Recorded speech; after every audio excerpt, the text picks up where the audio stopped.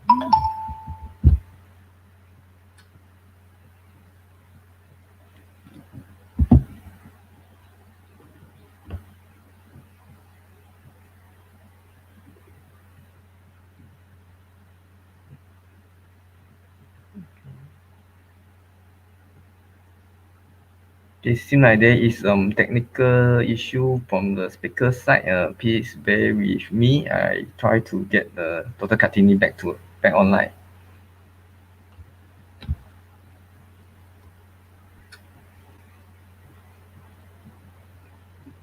Hi, Dr. Kartini.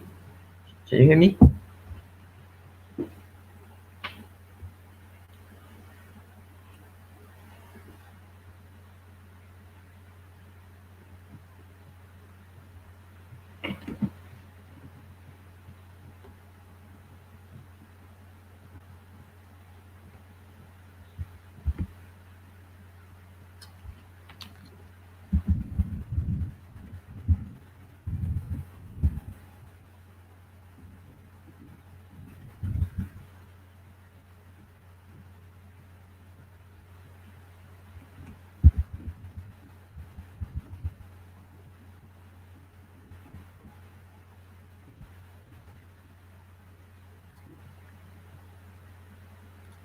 Yeah, seems like we have some technical difficulty from the Dr. Kartini side. Yeah. Please be patient. We try to sort out with her now.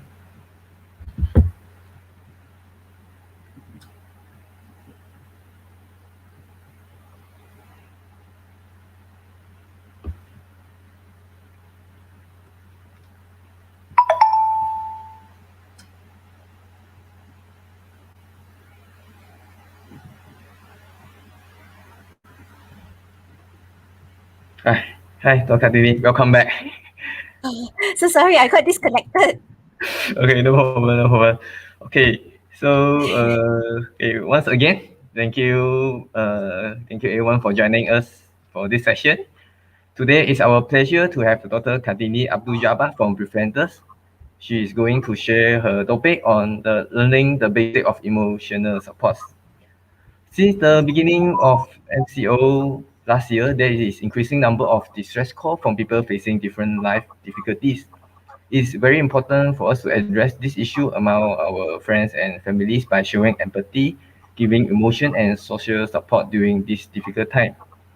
For those who may do know about Befrienders, Befriender is a NGO that offer emotional support to those who feeling depressed, distressed, or suicidal.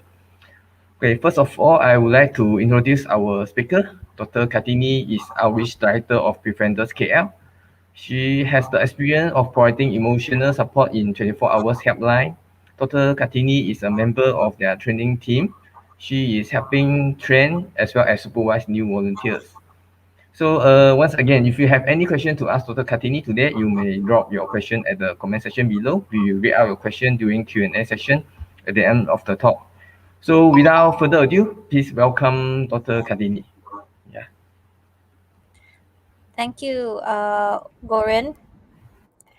Hi, I'm Dr. Kartini Abdul Jabbar from Befrienders Kuala Lumpur. I'm the Outreach Director, and today I'll be talking to you about learning the basics of emotional support. So in a nutshell, I'll be talking about mental health awareness and suicide prevention.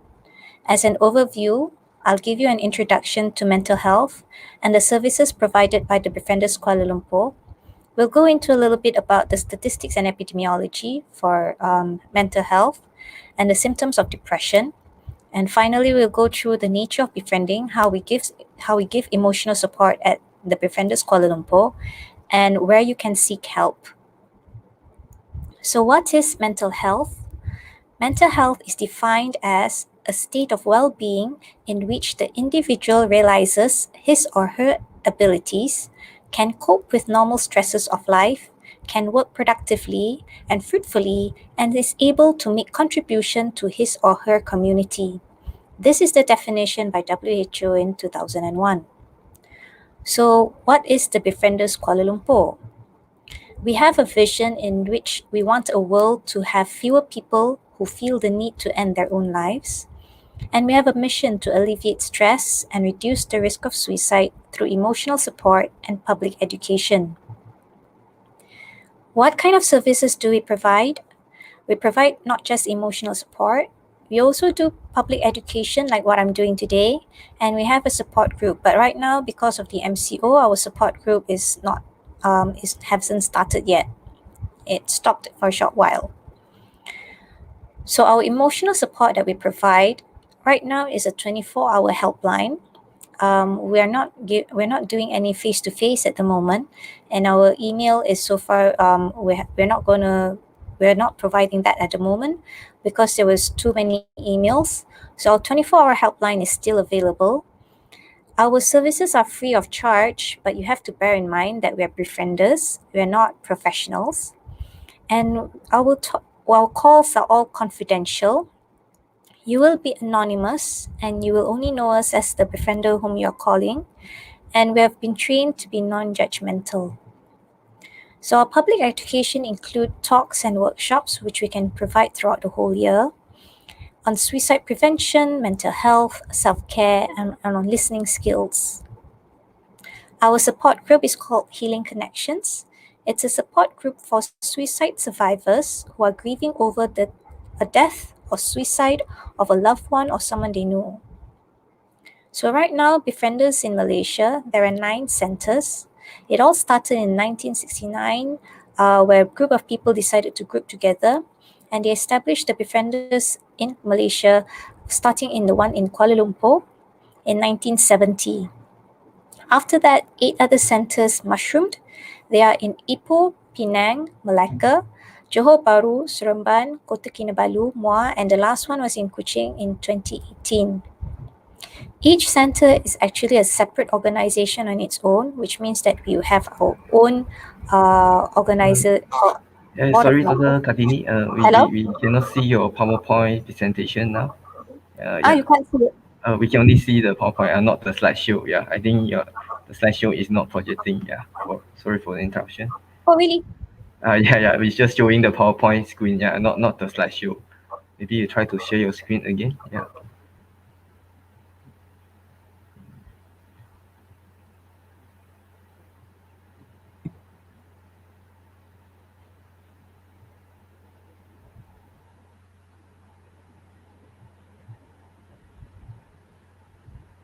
Can you see this now? Yes, can. Yeah. Oh, okay. So as I said, that Befrienders in Malaysia, there are 9 centers. It started off in Kuala Lumpur in 1970. Then we have another center mushroomed in Ipoh in 1976. Then in Penang in 1978. In Malacca in 1991. In JB in 2006, Seremban in 2007, Kota Kinabalu in 2008, Muar in 2013, and the last one was established in Kuching in 2018. All the 9 centers are separate centers on its own, so we have different organizations for each center. And the services that we provide are variable. Some centers have 24 hours, like Befrienders Kuala Lumpur. Some centers provide WhatsApp, on email, or maybe face-to-face. And we also, and then the number of hours that is given also, the number of services which they provide during the daytime and at night, it might also different. So Kuala Lumpur provides 24-hour services, but the rest have different hours. Our syllabus basically follows the one in Samaritans UK. That is for Befrienders Kuala Lumpur. But along the years, we have changed it to suit what the local demand is like. So as you can see over here, you can see this list of the different Befrienders centers and also what services that they provide and the service hours. And you can also find out about these changes when you go to our website at www.befrienders.org.my. So right now for Befrienders Kuala Lumpur, we provide the 24-hour call center. Our email right now, we are not providing it at the moment. For Penang, they should have a call center and email available now. They also have WhatsApp, Skype, and Facebook Messenger. And they are all the other centers, they have different hours where they are open. So you can choose anyone that you need to call or have whatever way you want to contact them based on the services that they provide. And all of this information is available at befrienders.org.my. And we have been very fortunate for the past 2 years that 8 telcos have actually agreed to give free call line, free toll to the Befrienders centers, so that people who can't afford can actually afford the call lines at this point.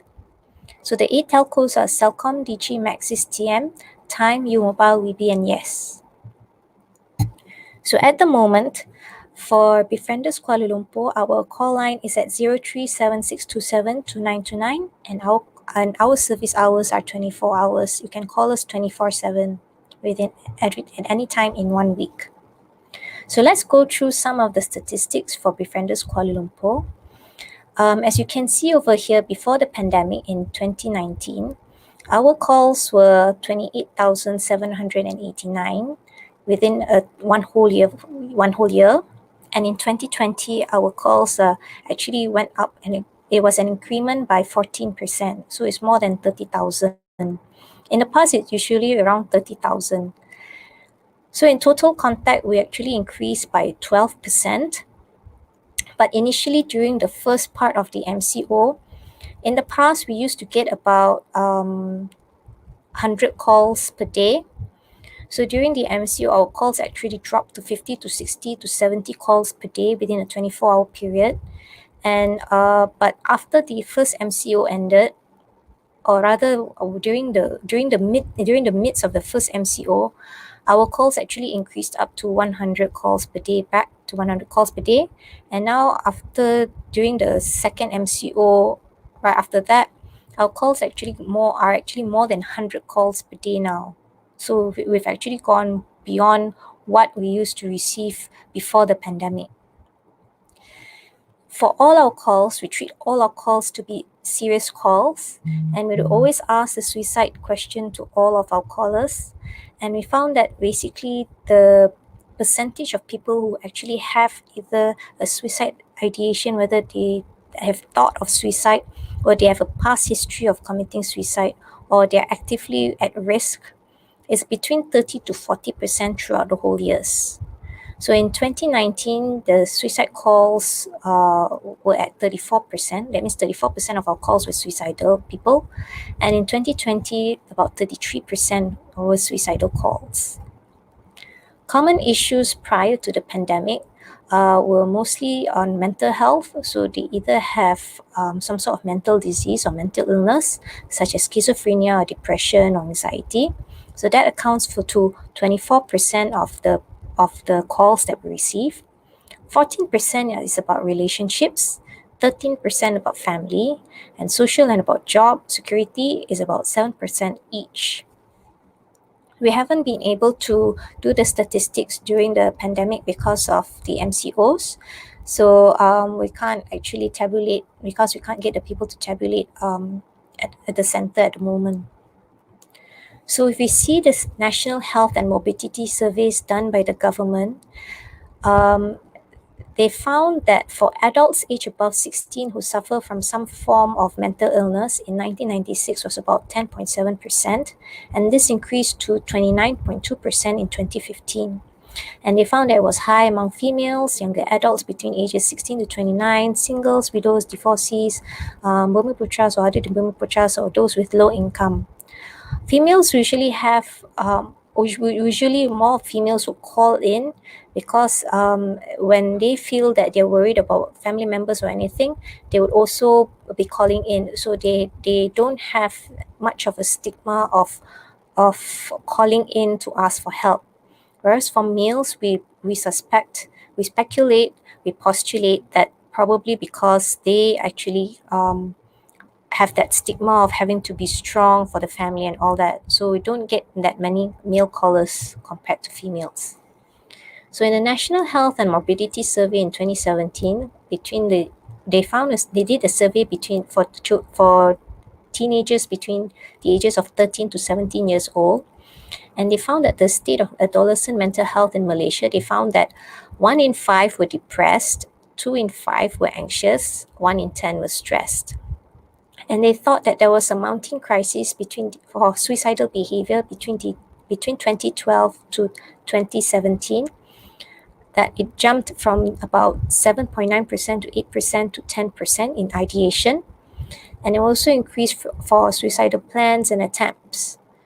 And they found that for girls, the suicidal ideation plan and attempt suicidal ideation and plan would be slightly higher than boys, and about the same percentage for suicidal attempt for between boys and girls, which is about 6.9 and 7%. So what do they feel or think when they're having all these thoughts? So in a nutshell, they might actually feel that they want to wake up wishing that they had died in their sleep.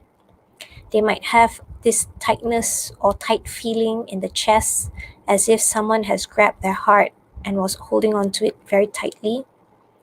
Some of them might hate themselves so much that they can't look in the mirror. They might even call it as cancer of the soul. Or they feel that they're the only one who feels absolutely nothing at all. They feel numb, physically and psychologically. And they might also feel that there's just an empty space, or feel complete and utter hopelessness. So these are the signs for us when we get our calls that we need to delve further into the call. There is a difference between depression and sadness. So you need to be aware that depression is not sadness, it's not part of aging, it's not a sign of weakness or laziness, and it's not a character flaw. Depression can actually happen to anyone. It's a medical condition. It needs and can be treated. And if we don't acknowledge this and we just try to shove it under the rug, it can severely affect the quality of life, and later on it can also lead to suicide. So for the symptoms of depression, there might be feelings, behavior, or thoughts of physical symptoms for it. So for feelings, they might feel unusual sadness or feel miserable. They might feel guilt or self-blame, hopelessness or helplessness, feel empty or feel worthless. For their behavior, they might have loss of interest, drive, or motivation. Loss of concentration, they might be making mistakes, or they might have little accidents. They might also feel anger or be aggressive about the situation that they're in. They would have some sort of neglect in their personal care. They might look unkempt, and they might try to move away from society or friends and family. They might have social isolation because they feel that they are the only ones going through this and that nobody understands what they're going through. They might feel fatigue or lack of energy, have unexplained or aggravated aches and pains, slow movement or speech, change in appetite or change in their sleeping patterns. So they might not feel that they want to eat at all, or they might feel that they have change in sleeping pattern in the sense that they have difficulty sleeping at night. For their thoughts, they might think that they're a failure. They might feel that they're worthless. They might not see light at the end of the tunnel. They might think that everybody hates them, that it's all their fault. They might feel like a burden to others, and they want to end this burden for the people around them. Or they might think that nothing good ever happens to them. So these thoughts ultimately, they start thinking about dying and having suicidal thoughts. And initially, they might even try to attempt suicide. So what's the nature of befriending? What we do is that we provide emotional support through active listening.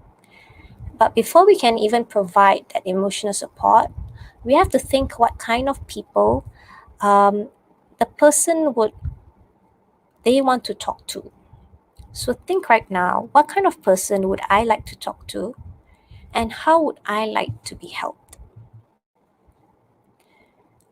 So we would think that a person that we want to talk to would be someone who is warm and caring, non-judgmental, would not think of anything of whatever you say, would be accepting of any situation that you're in, would be empathetic of your situation, would be a person who can be confidential about whatever you're telling them because you might be confiding really, really serious thoughts and you don't want anyone else to know.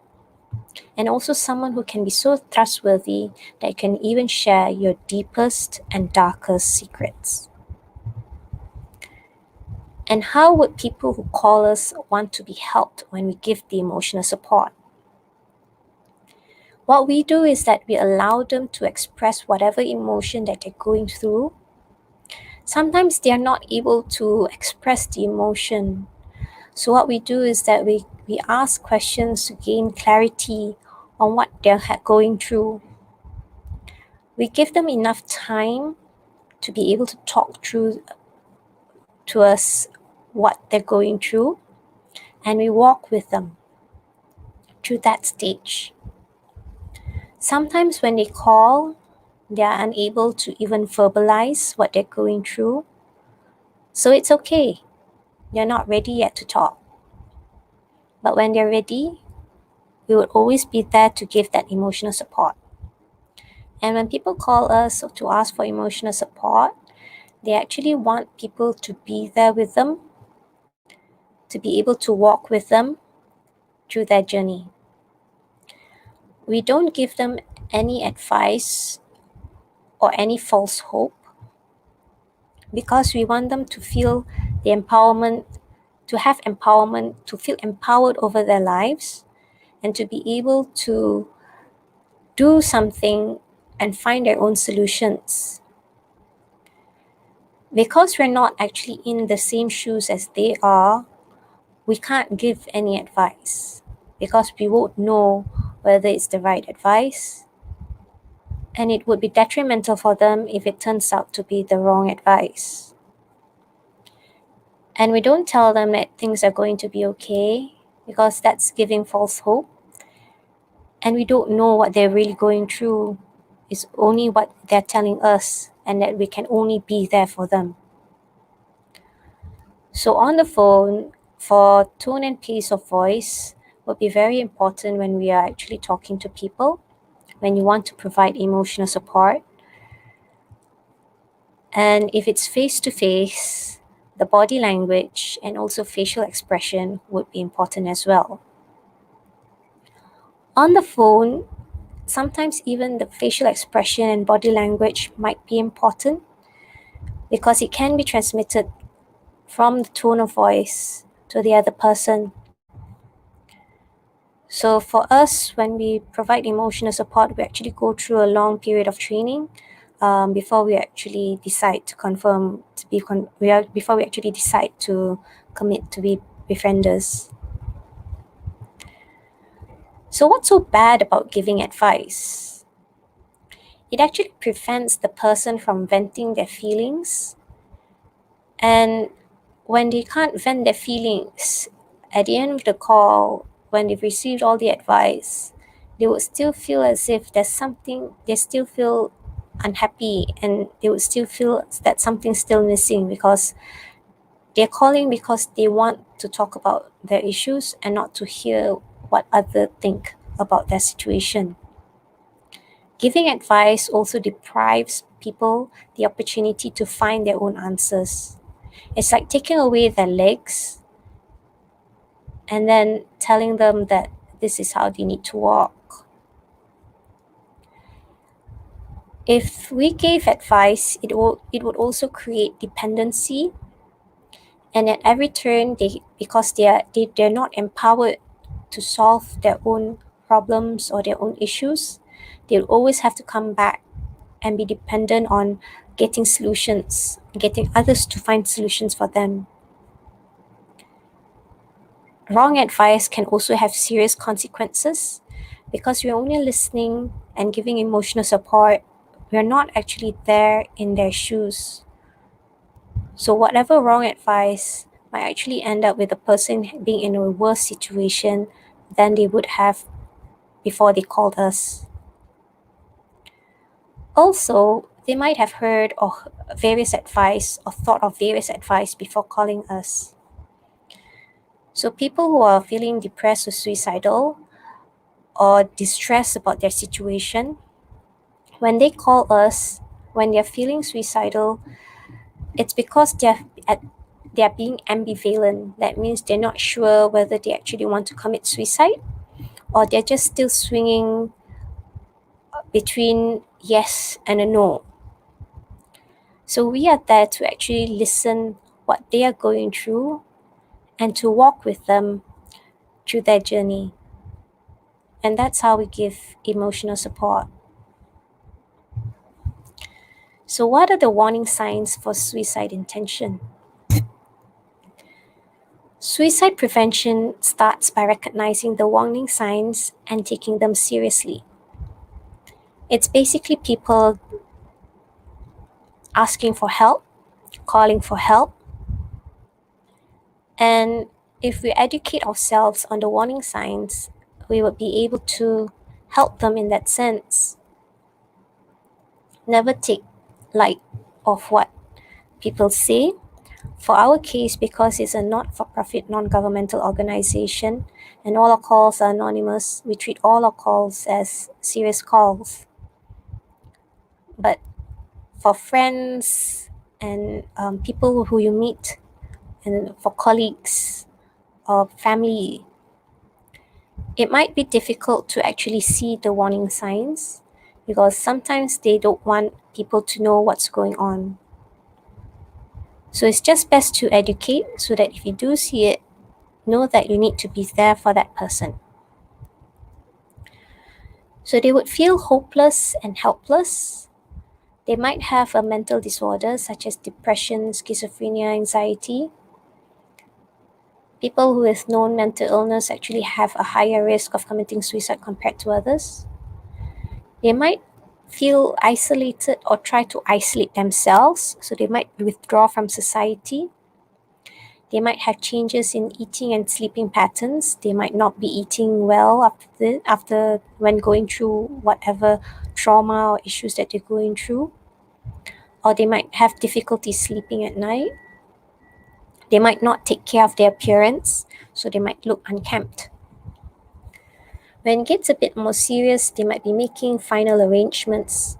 So they might be writing up wills, dividing up their property, giving away their belongings. They might lose interest in whatever they used to like to do. So if they like to watch movies or read books or go out with friends before that, they would start losing interest in things that used to make them happy. There might be changes in behavior, whether they become sullen or they stay away, or they don't want to communicate with others, or they become aggressive. There might be absence from work or school or university or classes because they actually don't see the purpose of doing any of that. If they have substance abuse, this actually increases their risk of going to having suicidal behavior. And the thoughts that they would have would be, what's the use of going on? Nothing matters anymore. Life is not worth living. I hate to face every day. No one will miss me. They would feel that they are a burden to others and that there's no need for them to be going through all of the pain, or the pain is so great to the extent that at some point there's no more pain. They just feel numb. And they feel that they're very alone, that no one is in the same boat as them, that no one is going through the same problem as them. So how do we support for such people? How do we give support for such people? Now that you know what the warning signs are, you can be aware of the warning signs because we've finally educated a bit about ourselves on a bit on the warning signs. And we can do more research, read up on all these warning signs for suicidal behavior.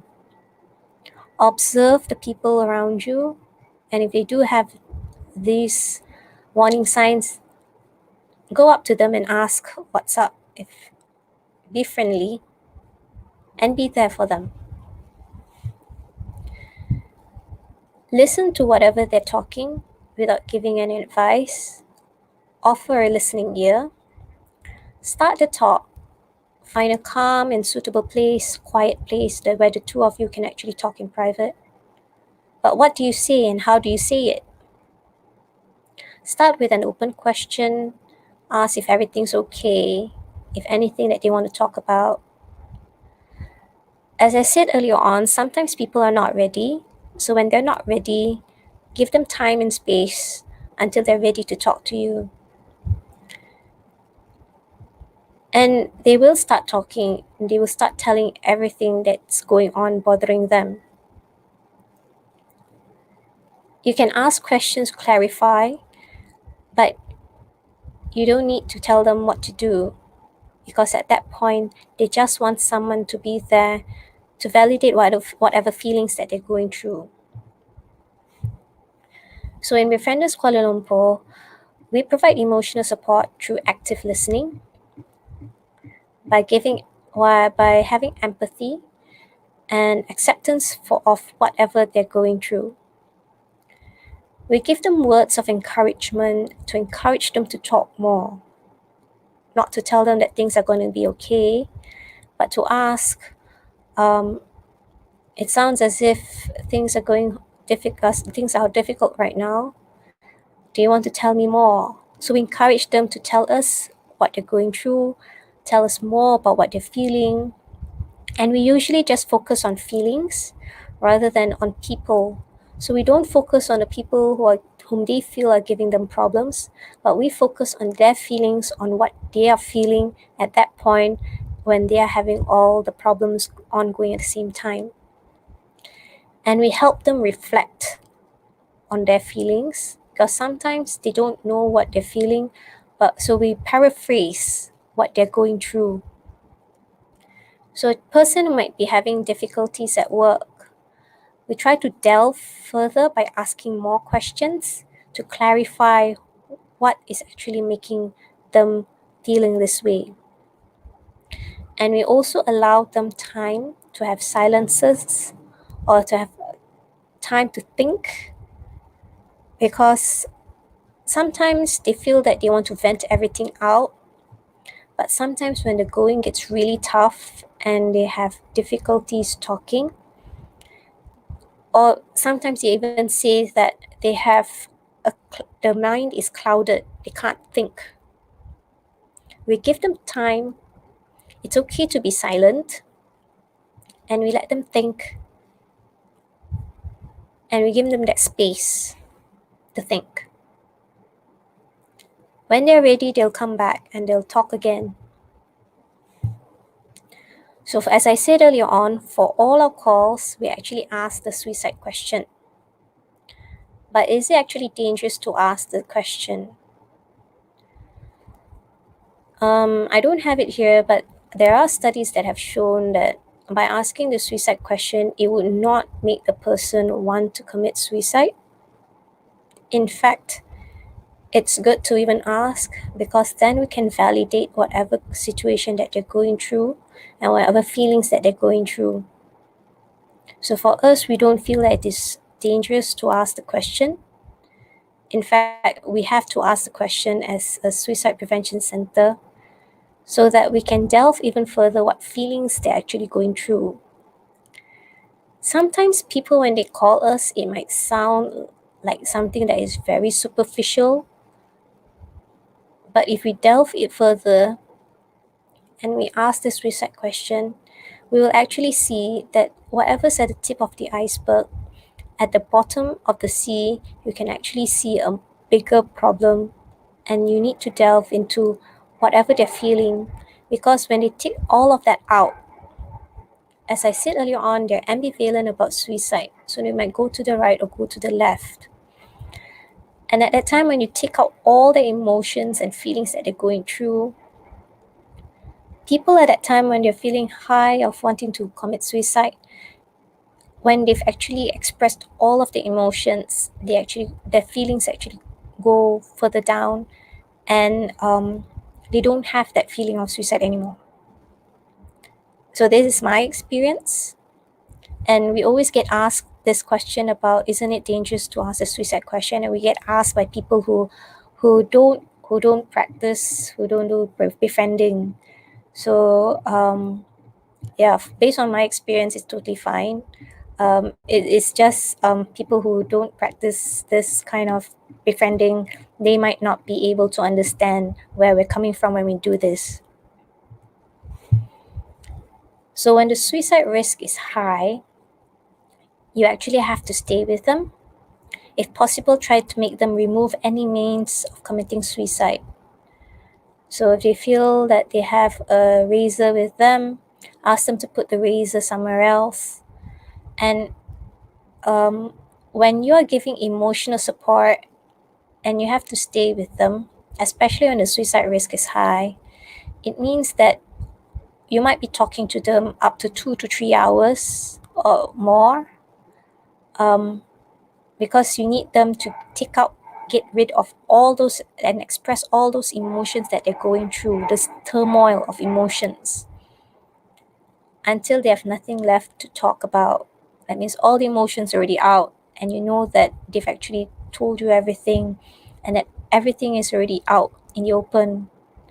Once everything is already out in the open, if you walked with them through their journey, then they would have that dissipation of feelings of wanting to commit suicide. So staying with them might actually mean a call that lasts for 2 to 3 hours. So it really depends on the risk of suicide itself. So if they're calling for help, we don't give any advice, but if we feel that they need to get professional help, this is the only thing that we ask them to get professional help. So who can they ask for help? Where can they go for help? Where can they look for further help? They can actually go to counselors, clinical psychologists, psychiatrists to get professional help. You have government and private sectors. So we usually tell them about the public hospitals where they can get referral letters from klinik kesihatan or general practitioner. Some klinik kesihatan are empowered to actually give counseling. There are also hotlines now during the pandemic. I don't have the numbers here, but you can actually Google up the different hotlines available to give mental health that is provided by government. There's walk-in screening provided by Mentari, Pusat Mentari. So there's one in Selayang, Sungai Buloh and Putrajaya, which is within this Klang Valley area and region. There are also helplines that they can call, which provide free service for emotional support. So you have 9 centers for Befrienders, Befrienders Kuala Lumpur being one of them. For those who want to speak in Chinese, you can call Lifeline. Those who are Tamil speakers, you can call Sneham. And those who are under the age of children and those under the age of 18, you can call Buddy Bear. So bear in mind that you just don't need to judge. Don't interrupt too often, because give them space to talk about their feelings. When they need help, don't convey that you are busy. Just know that you just need to be there. You don't need to brush them away. There's no need to argue or belittle their suicidal thoughts, because we're not in their shoes, so we don't know what they're going through. Most importantly, don't dare the person to commit suicide, because if I'm not mistaken, whether it was last year or 2 years ago, there was a girl who was having suicidal thoughts, and she posted on her social media whether she should actually commit suicide or not. And people actually participated in her poll and told her to commit suicide, which ultimately she did. So we want to prevent a society that doesn't realize the importance of helping people to go through the period of difficulty. So don't dare them to commit suicide, because we don't know what's going on in their heads. And don't give any false assurances, because we are not in their shoes. So we don't know what they're going through. We can only walk with them, with their journey, what they're feeling, what's going on with them. If we give the wrong advice, it might be bad for them. And we can't say that everything's going to be okay, because sometimes they would be stuck in a vicious cycle and things aren't going to change. But they actually need to just vent whatever they're feeling whenever the going gets tough. And should anything happen, never blame yourself. This is what we tell our members as well, our befrienders, because at the end of the day, everybody is an individual, an adult who can actually make their own decisions. So if they do take the final step, we actually don't tell our members to feel guilt. They can't blame themselves, because we've actually tried our best to provide the emotional support. So it's okay to not be okay. I've actually come to my final slide. If you feel that we need to talk, you can contact us at the numbers given earlier on, or you can go on and get whatever help that I've actually given earlier on. So when the world shuts you out, we stay open. Depression is treatable, suicide is preventable. Befrienders KL can be contacted at 03-7627-2929. You can follow us on Facebook, Twitter, Instagram. We also sometimes on occasion we would post if we have public webinars or public seminars. We had one recently that was last month. We hope to do a few more activities maybe in April. So just keep yourselves up to date by following us on Facebook, Twitter, Instagram, or maybe you can even go to our website at befrienders.org.my. That's all. Thank you. So I'll take any questions for the last 15 minutes or so. Okay, thank you, Dr. Kartini, for your informative, very useful, important tips in emotional support. So now comes to our short Q&A session. We will read out some of the comments, for some of the questions from the comments. Okay, so first, this is a question from Mr. ODJ in the okay. How do we talk to the depressed person before and after they seek for medical advices? Is there any different approach for the depressed person who had medical advice or already on the medication? Oh, okay. So how to talk to a person who is having depression? How to talk to them before and after they seek medical advice or when they're on medication? Usually, you can just approach them, as I said earlier on, find a calm place, quiet place, because you're worried about this person. So you go to them, you ask if everything's fine. If they want to talk, they will talk to you. It means that you have to build that rapport because you're doing face to face. So when you have to build a rapport means that you have to come out as you are trying to be there for them, to help them. So and then after that they will start able to talk to you what they're going through. You're not when they have all these feelings bottled up, they will have a lot of things going on in their head. We don't need to ask them to not think too much. We just need to be there for them to vent their feelings. They might feel frustrated, they might feel upset, they might feel very sad. We want them to vent their feelings and we want them to talk about their feelings. And it can be very, very dark. It means that it can be very, very very, very dark. It means that right now you think that it's something just superficial or just a pet died or something like that. But the feelings which when they go through the memories and all that, it can actually go very deep. So we want them to talk about that even before they seek medical advice or after they seek medical advice. If before they seek medical advice, if you feel that what they're having is like low mood for 2 weeks or more, then they might be having depression, and because they're not getting out of it, they're not getting out of that feeling low mood for a very long time, for at least 1 week. If they're still feeling low mood, then you can actually ask them whether they feel they want to actually seek medical advice for it. Give them that option. Tell them where they can go. Maybe they don't know where to go. So you can give them all the options, what they can do, and they have to individually make that decision themselves, because you have to give them the autonomy to make decisions. You can't make the decision for them, because then you'll be taking away, you won't be empowering them to make decisions for their lives. You'll be taking away that capability. If you take away that capability, they might not be able to think on their own after that, and you would be constantly be dependent, and they would come back to you and ask, what should I do now? And you can't make that decision for them. They have to figure out things on their own. So we talk to them just so that we alleviate their feelings during that period.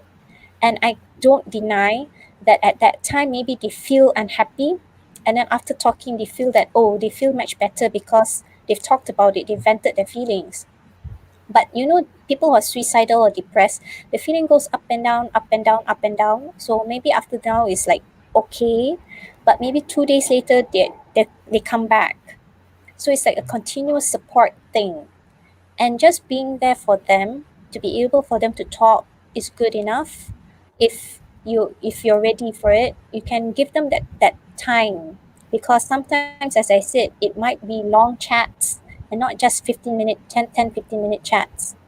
If you talk to them frequent enough and all those feelings dissipate on a daily basis, maybe the 10-15 minute chats would be good for every day or something like that. But it requires commitment. I hope that answers Oide Jim's question. Okay, thank you, Dr. Kartini. So the next question come from Mr. Justin Ng. During a panic attack or sudden suicidal drive, what would be the best approach? Will there be a difference in handling the scenario among people close to us, stranger, or even in clinical setting? Oh, okay. Earlier on, I talked to you about the signs of depression, or maybe those who are feeling suicidal. So for depression, they would have low mood for at least 2 weeks or more. And along with that low mood, they would have loss of interest in whatever they like doing. So if they used to like going out with friends, they might lose interest in going out with friends. They might want to they will feel withdrawn from society. That means they no longer want to mix with friends, don't want to talk to people. They can be in the same household and yet feel very, very detached from all the family members, or maybe from in the same hostel or the same dorm, and feel very detached from the people around them, because whatever they're feeling is inside, and they feel that nobody is actually going through what they're going through. So you can be in the same course, but they have their feelings, their understanding is different, and the feelings can be very morbid, and it can feel that as if that they have no one to turn to, no one to talk to. They feel that no one is going through what they're going through because everybody seems to be so happy. Family can be even be there to be open to want to give them support, but they don't feel like talking to family because they feel that they are different, that they are a burden. So the best approach is try to be friendly, be there for them. When they're ready, they will talk. And those times are the crucial parts when they want to talk. And it's very difficult because it might clash with your time, that you also might have other things at the same time.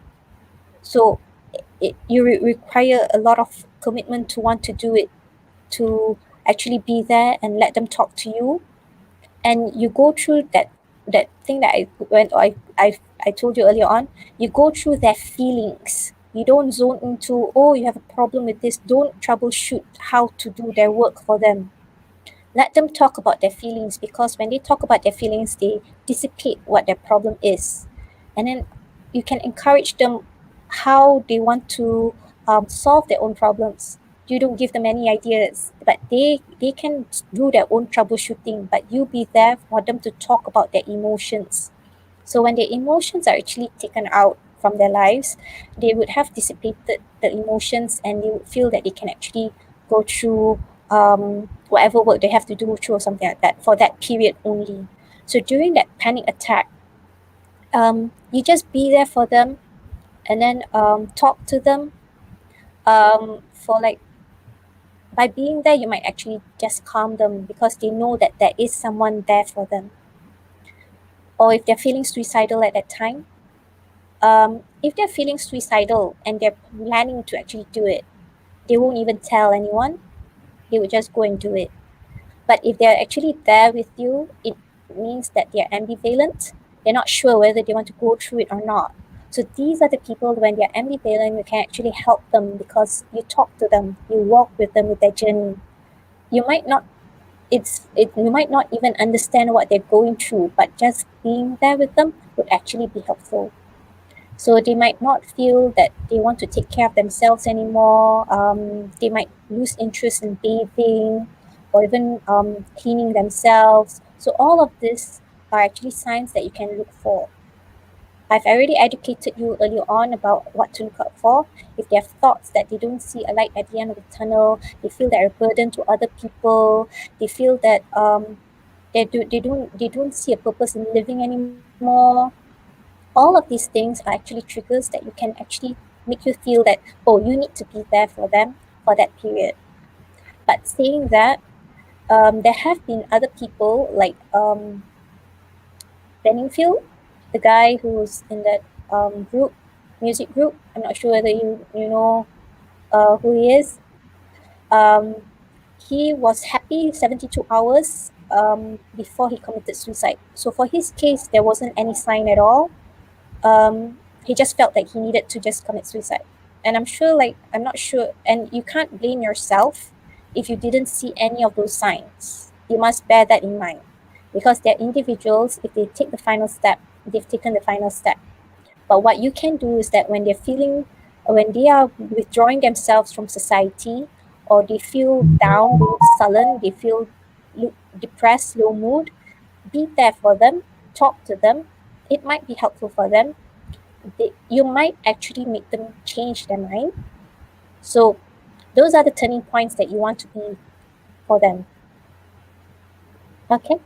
Okay, thank you, Dr. Katini. So we have one next question. What if the person are not ready to talk? What so that on that time, as a what can we do as a friend or family? Oh, okay. Earlier on, I said that sometimes when we get calls, right, they have a lot of things going on, and at that time, it's not clear. They don't have any clarity about the thoughts or emotions. It's very foggy upstairs. So for these kind of people, we let them have the time and space to think. We don't pressure them to talk. We just sit there for them. And when they're ready, they can start calling. Sometimes they're not ready, they hang up. So those are our silent calls. But when they're ready, they will actually start calling, and they start talking about what they're going through. As I told you earlier on, right, sometimes the rapport needs to be there, which means that you must build that relationship with them to the point where they feel comfortable to start telling you what's going on with them. And I told you earlier on that sometimes their feelings can be very dark and morbid. It means that you won't be able to even imagine someone on the outside might look okay, but on the inside it can be very, very black. So their thoughts can be really, really down, and you need to be able to listen to all of that and not judge, because when you're doing face to face, it's different when you're doing on call. On the call, we have the tone that we have to modulate our tone, and on the call, sometimes there's our expression. We have to have certain expression. We have to show we have empathy. We can't be judgmental. When you're face to face, even the expression of your face, your body language, how you move your arms and legs will actually be very important, because you don't want them to think that you are judging them, that you are thinking poorly of them, because then they won't be able to talk. So give them time and space whether they want to talk or not. Um, but if they're not ready, you can't force them. If they're not ready, give them the option to contact others whom they might feel comfortable talking, because maybe they don't want their faces to be known. So that's why they might want to call, or maybe they might want to email. So I've shared with you earlier on the 9 centers for befrienders. You can contact any one of them within the services hours that was provided. You can access them through befrienders.org.my. There's also Lifeline. You can Google Lifeline. That's for Chinese speakers, Mandarin speakers, and there's also Sneham for Tamil speakers. And for children and teenagers below the age of 18, they can call Buddy, the Buddy line. So for your friend, I hope that he's able to share, but at the end of the day, the person has to be ready to share. And sometimes they don't want to share when their face is exposed. So you give them that option to call other centers or anyone, or you can even ask whether they feel very down. If it's low mood up to 2 weeks, then they might actually need emotional support. Or if they actually attempted suicide, or they've done something serious, they might actually need not more than just emotional support. They might need professional help. So for those cases, it would be wise to actually ask them to get professional help at that point. But otherwise, make them open up. Making them open up might not be easy, but let them have the option to know that they can go anywhere to have that talk, which is non-judgmental and anonymous. Okay, thank you, Kartini. So just one last question. So this is one personal question from me.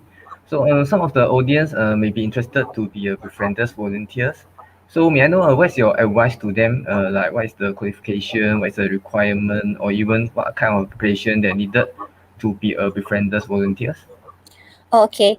To right now, because of the pandemic, we are unable to do the face-to-face training. Our face-to-face training, we would put on our website at befrienders.org.my when our preview is.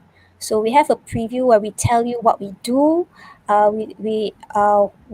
what we expect when people want to join, and then after that, the whoever from the preview can come for the training, which starts the following week, and it is for 8 weeks.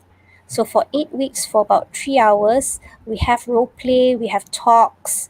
It's to prepare you. It's basically to prepare you on how to become a befriender, to give emotional support. So that 8 weeks, those who actually do well, we actually invite to ask whether they want to proceed on to do befrienders. But it doesn't mean that it means more training and more supervision. It doesn't mean you're confirmed yet. So after the 8 weeks, it's another 3 months of supervision, which means 12 weeks with uh, 12 weeks and 12 weeks, 6 weeks and 6 weeks, 6 weeks with different supervisors for 3 months. So 6 weeks and 6 weeks, that'll be 3 months. And then after that, another 3 months for supervision. But that's more you're working on your own. So in the total, it's like 8 months of training, of like once a week you have to commit. Yeah. It's a very intensive training. So I think this is a write up of for the day. So So thank I you think everyone. someone asked a question. Given a scenario where we are actually occupied, what's the best next action to respond? Do we inform them politely and set a time together? Yeah. If you feel that they really need to talk, it's best that you be there for them. And if you're occupied at that time, you can give them the option when you can meet up and then talk about it, then see how the person responds. Because I said earlier on, sometimes they're not ready to talk at a time, or maybe they're ready to talk, but you might have something on. So you have to set a time when the two of you would be able to talk about it. Yeah. Yeah, I hope Mr. Justin you can get the answer you want from here. So this is the end of the talk. I hope you guys learn something very important. So and then just for information, we have a simple survey form for you to fill up. I have provided the link at the banner at the bottom. And your feedback is very important for us to improve our webinar series in the future. You may also provide your contact information so they won't miss future event organized by MAHSA. For those who may be are interested to know more about Befrienders, you may check out their website www.befrienders.org.my to find out more about their works. And if you would like to support their effort, you can even make a donation to their organization. So lastly, I would like to thank Dr. Kartini for to spend her morning with us, and thank you everyone. Hope you all learned something useful today. Have a nice day. All right. Thank you, everyone.